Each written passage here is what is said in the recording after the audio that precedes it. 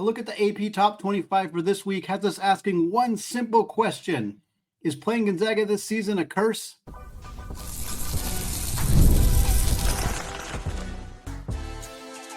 You are Locked On Zags, your daily podcast on the Gonzaga Bulldogs. Part of the Locked On Podcast Network, your team every day. What is going on, y'all? Welcome into the Locked On Zags podcast, part of the Locked On Podcast Network, your team every day. I'm your host and longtime Gonzaga podcaster, Andy Patton, here to bring you news and updates on all things Zag athletics. Well, folks, we're taking a look at Gonzaga's net ranking today, as we do every Tuesday, taking a look a little bit at the AP poll with Gonzaga picking up some votes. We'll talk about upcoming games, what Gonzaga has left on the schedule. We're also going to talk a little bit about some spillover mailbag questions that we got that we didn't get into Monday's show. Talked about some NCAA tournament seeding possibilities, some implications. Also, how this season, the struggles that we've seen from Gonzaga this year, how they may impact future recruiting, all of that here on today's show. We start with Gonzaga picking up 5 votes in the AP poll to get themselves a little bit closer to getting back in the top 25. Certainly not a priority at this point for the Zags. Obviously, the priority is to continue to win every single basketball game coming up on the schedule if they were to do that. If they beat San Francisco on Thursday, if they beat Pepperdine on Saturday, are they going to get back in the top 25? Probably not, would be my guess, barring like just a massive amount of losses from the teams ahead of them in the receiving votes category and at the bottom half of the top 25. I think it's fairly unlikely. I think if Gonzaga were to also then beat Wazoo the following week, beat Santa Clara, then maybe you start to get into that conversation again. But again, this is not something Mark Few's thinking about. This is not something the players are thinking about. This is not something that is particularly high on anybody's mind right now. Gonzaga was the lowest among all of the vote getters. Their 5 votes, and nobody else had less than 5 votes who got any votes at all. They were below George Mason out of the A-10. They were below Utah State. They were below St. Mary's, who received 20 votes, was inching closer and closer to getting into the top 25 until their loss to San Francisco last week. Now, very unlikely to get in the top 25. Similarly to Gonzaga, unfortunately, we're probably done seeing WCC teams in the top 25, and it's part of the curse. Playing Gonzaga this year seemed to really not be a strong endeavor for anybody this season. There was not a single vote cast for an AP top 25 spot for the Baylor Bears, who of course played Gonzaga in the first game of the season. There was not a single vote cast for the San Diego State Aztecs, who played Gonzaga early in the year, nor the Indiana Hoosiers, nor the West Virginia Mountaineers, nor the Arizona State Sun Devils. If you played Gonzaga this year, you were not getting votes for the AP Top 25, with very few exceptions. Of course, St. Mary's being one of them. The only team that Gonzaga has played this year that is currently in the AP Top 25 is Mark Pope and the Kentucky Wildcats. They're number 15. They were up in the top 5 earlier in this year. They've dropped down to 15 on a bit of a losing streak. They lost 2 in a row. They just beat who did they beat? They beat I'm not sure who they beat, but they beat somebody by a very significant amount. South Carolina. They beat South Carolina by 15 or so after getting Lamont Butler back from an injury, but they'd lost 2 games previously to that. I think 4 of their last 5. UCLA and UConn are the 2 highest receiving vote getters who are not in the top 25. Very reasonable to believe that both of them will be top 25 teams again this season. UCLA playing Illinois on the road this week on Saturday. That's a huge matchup for them. UConn playing Creighton on the road this weekend, a massive matchup for them. Creighton is 24th. Illinois is also unranked, but a very quality team. So both those teams could end up being in the top 25. Doesn't matter. Gonzaga did not beat either of them. So it's just a matter of saying, oh, Gonzaga lost to 1 ranked team this year versus 3 ranked teams this year. Doesn't really matter. Just an odd thing that for anybody who's feeling like, wow, it feels like every team Gonzaga played this year has been struggling. It's kind of the case. Feels like a curse of some way has been put on these teams who've all kind of had higher expectations. And you feel for, a coaching staff that put together what looked like an extraordinarily competitive schedule. And it's not that it wasn't, it was, but it hasn't kind of matured in the way that you would have liked it to at the beginning of the season. You expected more from Baylor. You expected more from Indiana. You expected more from UCLA, from UConn, teams like that. It's just unfortunate that it hasn't come together in that way.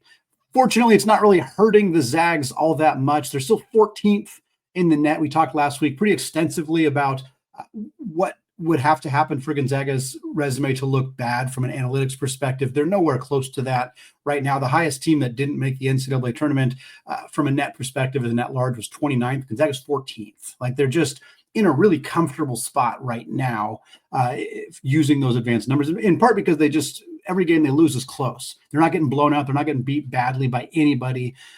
There's an 8-loss team ahead of them. Gonzaga is, of course, a 7-loss team. Illinois is an 8-loss team. They're 12th.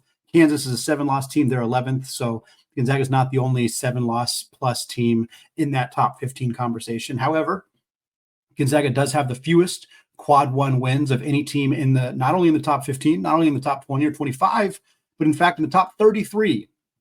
The highest team that has 2 or less quad one wins outside of Gonzaga, who is 2-6 currently in the quad one, is Georgia, who is 34th at the net with a 2-8 record in quad one games. Again, it's because the Zags margin of loss is just really small at this point, and those metrics are factored in. Gonzaga also has some decent blowout wins. The Baylor win really helping, the San Diego State win helping. Like, they're just in a spot where their resume is being carried by some big time wins and no bad losses from a margin perspective. Obviously, the Santa Clara loss is their worst loss, is a quad two loss, but nothing on their resume is really hurting them significantly from the advanced analytics perspective, which is why it doesn't really feel like it's matching the eye test that we have seen with this team this year. KenPom similar, 13th at KenPom right now. They're ahead of Illinois. They're ahead of Michigan State, Michigan, Marquette, Kentucky, St. Mary's, etc. Lots of really good teams, lots of great teams, lots of teams that have beat Gonzaga below them in the KenPom rankings right now. As we alluded to, Gonzaga's net data, they're 2-6 in quad one. They've been 2-6 in the quad one for a while now, since that loss to St. Mary's. They have the 2 wins over Baylor at home and over San Diego State on the road, and then their losses being West Virginia, Kentucky, UConn, UCLA, Oregon State in Corvallis, and then St. Mary's. 3-1 in those quad 2 games. That would be the wins over Arizona State, Indiana, and Oregon State in Spokane. And then the loss being, of course, that home game to Santa Clara.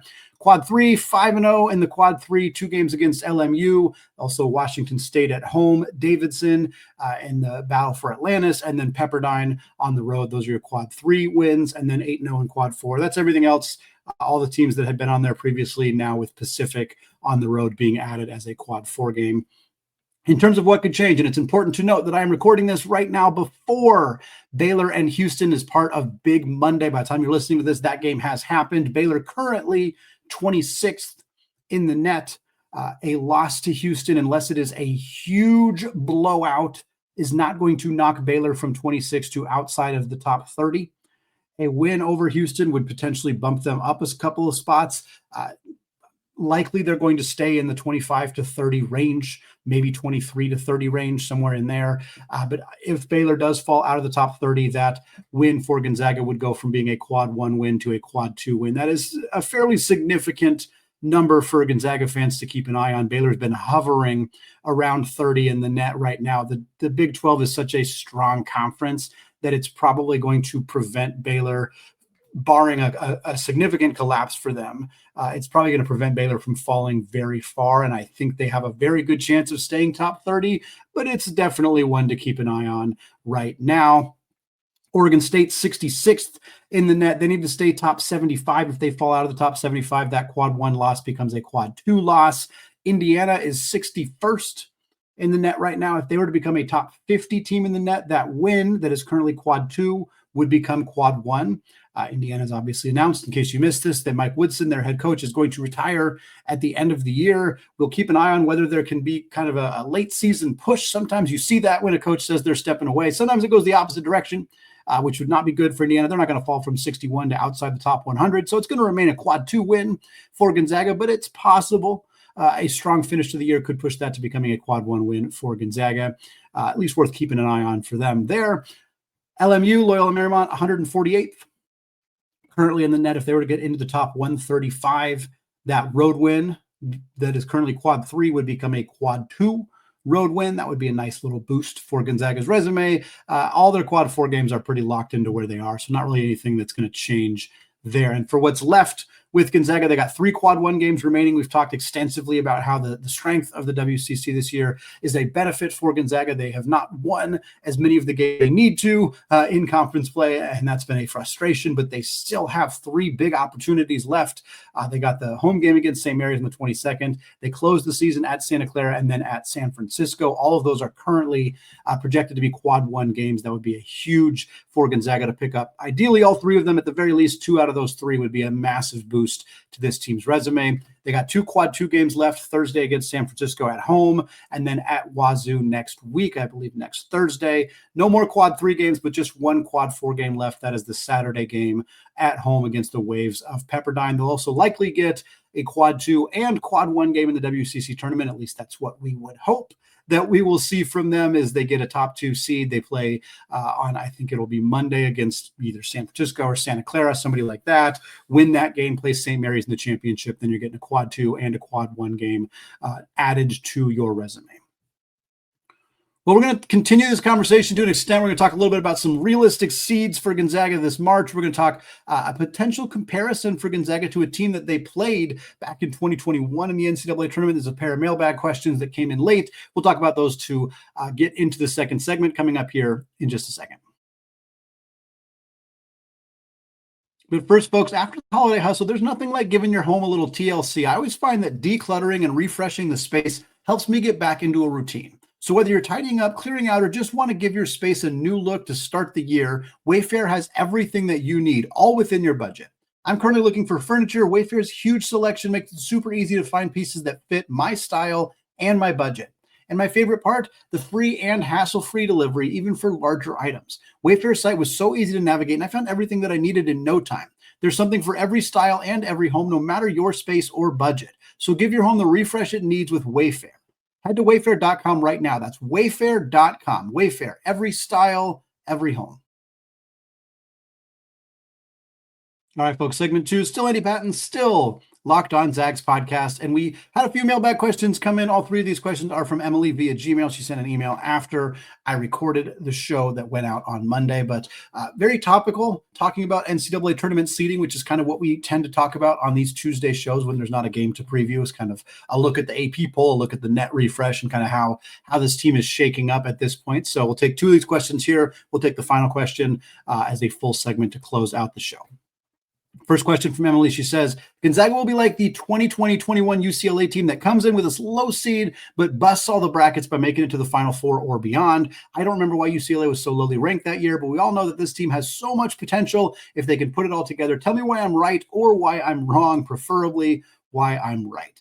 Yeah, I think it's certainly possible that something along those lines happens. It's happened before, not just for UCLA. As an 11 seed, going, of course, to the Final Four and coming a 37-foot Jalen Suggs three-pointer away from potentially going to the national championship game. Oregon State went to a Final Four not that long ago. I think it was the same year. I think it was 2021 as well as an 11 seed. It's not 11 seed is the place to do it. And I don't want to get too far ahead of myself because that's the second question that we're going to talk about is about preferred seeding. But 11 seed is a great path. Gonzaga's done it. 2015-16, the last kind of quote-unquote bad season that Gonzaga had. That was the year with Domantas Sabonis. His second year at Gonzaga, Eric McClellan was a big part of that team. And what happened is they barely made it to the tournament. They had to beat St. Mary's in the WCC championship in order to get a spot in the big dance, but they got an 11 seed and they rolled all the way to the Sweet 16, lost to a 10 seed in Syracuse in that Sweet 16 matchup. Syracuse goes to the Elite Eight. But when you're an 11 seed, you start out against a 6 seed, then you play a 3 seed, and then you play a 2 seed. So you just have a little bit more time to kind of build some momentum kind of going into the tournament. And by the time you're playing some of the better teams, you've already maybe won a few games. You're maybe feeling a little bit better. So it kind of works out well. And again, for Gonzaga, they did this in 2015-16. They did this, of course, in their magical run way back under Dan Munson. The slipper still fits. That was an 11-seeded team. This is, George Mason's run, VCU's run, a lot of the more high-profile, deep NCAA tournament runs that have happened from mid-major schools in particular have been as an 11 seed. So, yeah, I could absolutely see something like that happening. The reason for the optimism around this Gonzaga team, if you wanted to take an optimistic look, is that the offense remains a top 5 offense in college basketball. The three-point shooting the last few games has been atrocious. We're not going to pretend that that has not been the case. But the overall offense from Gonzaga from the first game of the season against Baylor until now has remained steadfast as one of the 5 best offenses in college basketball.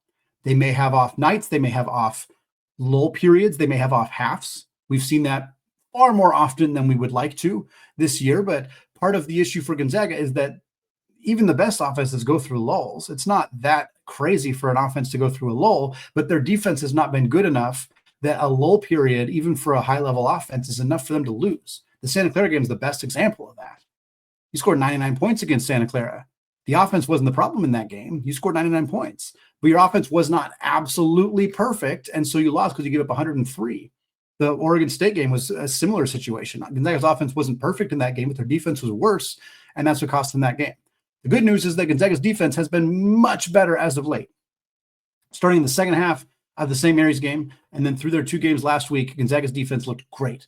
They were tough. They were physical. They were forcing turnovers. They were getting out in transition. They were forcing tough shots. Yes, the quality of competition, particularly last week, was not great. St. Mary's, obviously, the counterexample here, Gonzaga's defense against St. Mary's in the second half was really, really good in that game. And that is a good team, a good offensive team, an efficient offensive team. But we're not going to pretend that LMU and Pacific are particularly great offensive teams. They're nowhere close to NCAA tournament teams, so Gonzaga's defense looking good against them. You do want to take that with a little bit of a grain of salt. However, Gonzaga's defense has just looked the part. We can say that the quality of competition is a factor, and it is, but ultimately Gonzaga's defense has looked better. They look energized. They look more comfortable communicating with each other. They seem to have a better rhythm on that end of the floor. Lineup changes have worked in the sense that we are seeing a more cohesive looking unit on that end of the floor.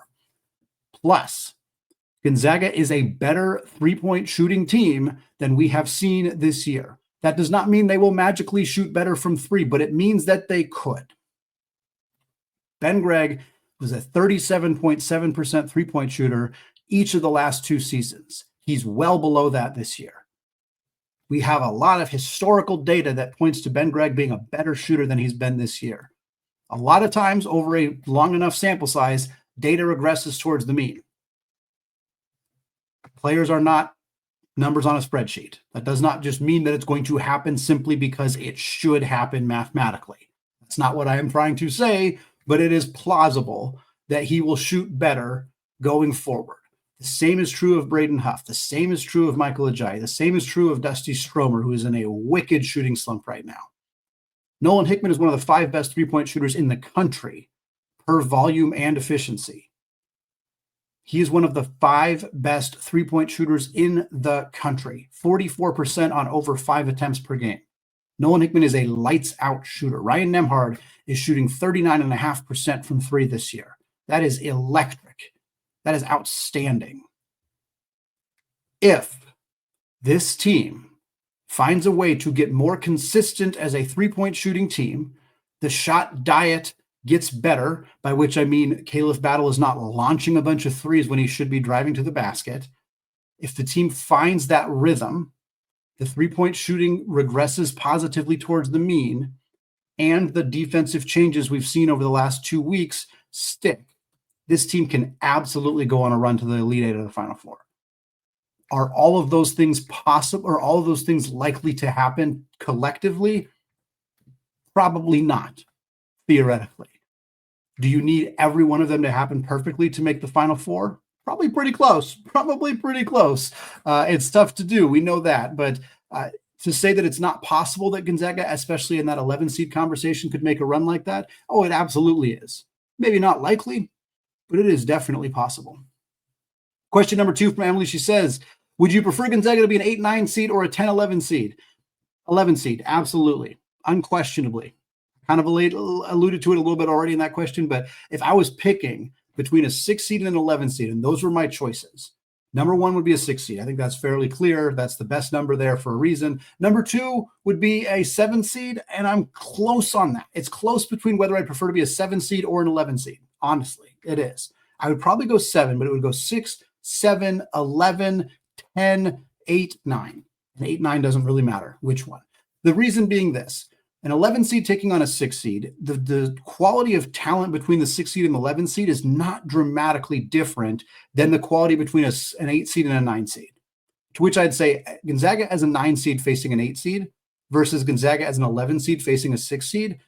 Obviously matchup specific, matchup dependent, it matters, but ultimately I think I trust Gonzaga to beat a team that's either an 8-9 seed or a 6 seed enough that I would rather face a 3 seed in the second round than a 1 seed. If you're an 8-9 seed, for me at this point, Gonzaga's actual seed doesn't really matter to me. It doesn't matter to me. I don't keep the NCAA tournament streak going. The next most important thing, keep that Sweet 16 streak going. Obviously, get to the Final Four, get to a national championship, win a championship. That's the goal.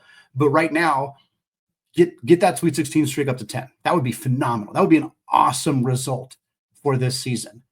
That's really hard to do, and it's way harder to do as an 8-9 seed. It's not as hard to do as an 11 seed. That's why I'd rather be an 11 seed. If you're an 11 seed, you face a 6 seed. You then face a 3 seed. You win those 2 games, you're in the Sweet 16. You're probably playing a 2 seed, and then it gets a little bit tougher, but you're in the Sweet 16 if you win those 2 games. The 3 seeds this year, some combination of like Arizona, Texas Tech, St. John's, Iowa State, Texas A&M, maybe Michigan State, maybe. Those are all good teams. Those are all teams that on paper are going to be projected to beat Gonzaga, but they're all beatable teams.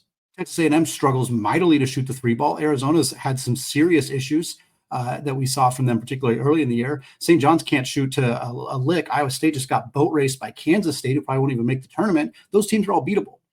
If you're an 8-9 seed in the second round, you play one of Duke, Auburn, Alabama, and either Florida, Tennessee, or Houston. Those teams are all really, really good. Really, really good. I don't know that I confidently could tell you Gonzaga would beat those teams. If Gonzaga played all those teams 10 times, they wouldn't beat them 0 times, but they'd beat them less than 5, that's for sure. Probably less than 3. And they don't get to play them 10 times. They get to play them once. I trust Gonzaga as an 11 seed to potentially make the Sweet 16 better than I trust them as a 9 seed to make the Sweet 16. Plus, for this year specifically, I know this question was a little bit more kind of overarching, but for this year specifically, the 6-11 games, 2 of the 6-11 games are in Denver. One of them's in Providence. One of them's in Milwaukee. Obviously, you'd love Denver.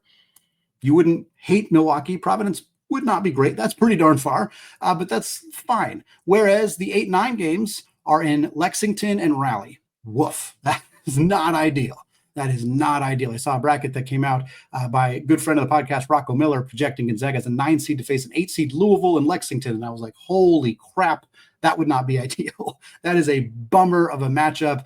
Lexington, sure, there are not a lot of Louisville fans there, but the Louisville fans only got to travel 75 miles to get to Lexington. It's a bit longer of a trip for Gonzaga. That would not be great. The 7-10 for the record, Wichita, Milwaukee, and Cleveland. So all kind of similar in terms of distance for Gonzaga, distance for a large majority of the fan base. But for this year, 11 seed in Denver, I don't know if they'd give them that. Certainly whatever 6 seed is there is going to be pissed if they're playing Gonzaga. I mean, not that Denver's that close, but it's closer. But yeah, I would much rather be in that conversation than the 8-9, which is just feels like such a difficult space to be when specifically trying to keep a Sweet 16 streak alive. Well, folks, does Gonzaga having an off year hurt the team in terms of recruiting and in terms of retention? It's an often discussed topic, and it's one that I don't really buy into at all, and I want to tell you why coming up in just a second. But first, folks, get ready to bring your favorite Zags to life. VarsityIcons.com delivers the ultimate collection of action figures that honors current and former Zags. Varsity Icons is the premier sports collectible figure for your Gonzaga Bulldogs. Today, here we are on YouTube. If you're watching, we're highlighting everybody's fan favorite, Ben Gregg. Varsity Icons was started by a longtime Gonzaga Bulldogs fan who wanted to create collectible figures of everyone's all-time favorite Zags. The mission of Varsity Icons is to create figures of current and former Zags for everyone to collect and enjoy. There's no question that Varsity Icons wanted to highlight Ben Gregg to be the first player. He has been a fan favorite since joining the Zags back in 2021. Crazy he's been around that long. Ben exemplifies what it means to be a Gonzaga Bulldog every time he steps on the court. We are excited to create more of your favorite Zags in the future, so stay tuned. Order your Varsity Icons Ben Gregg figure today at varsityicons.com. Varsity Icons, where icons live forever. All right, folks, segment 3, still Andy Patton, still Locked On Zags podcast. We're closing out the show with a final mailbag question submitted by Emily via Gmail. She says, does a year like this, performing way below expectations in such frustrating ways, hurt future recruiting and retention? And I'm very glad to get this question asked because it was discussed last year. And I believe it was submitted as a mailbag question. I do think that we talked about it, but I think it's an interesting topic.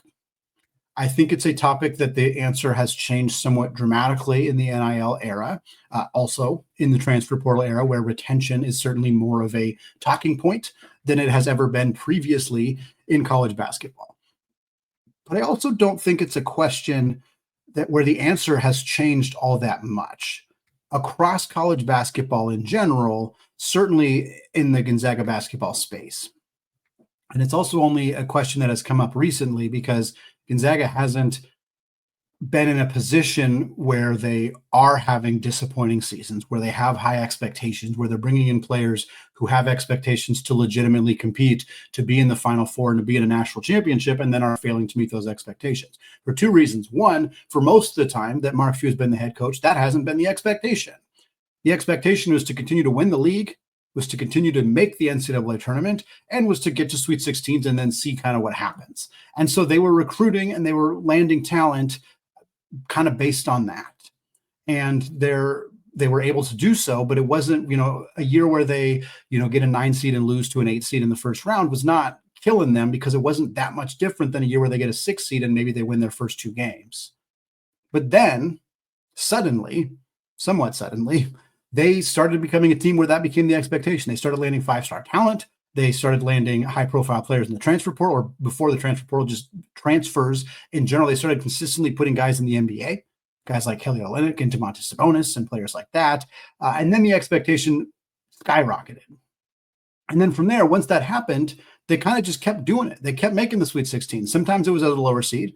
Sometimes they make the Sweet 16 as a 4 seed. Sometimes they make it as a 3 seed. Sometimes they make it as a 1 seed. But they kept doing it. They go to the national championship game in 2017. They go again in 2021. And at that point, the expectation for the program was pretty consistent, but they were reaching it until last year. And again, last year, Gonzaga got a 5 seed and made the Sweet 16. So it's not like it was a disappointing year, but we know as people who followed the team on a day-to-day basis that for large chunks of the year, it didn't feel like that was going to happen. It felt like there was a real chance they were going to miss the tournament. It felt like there was a real chance that even if they didn't miss the tournament, they were going to get an 8 seed. They were going to lose in the first round or in the second round, and they were going to end their Sweet 16 streak.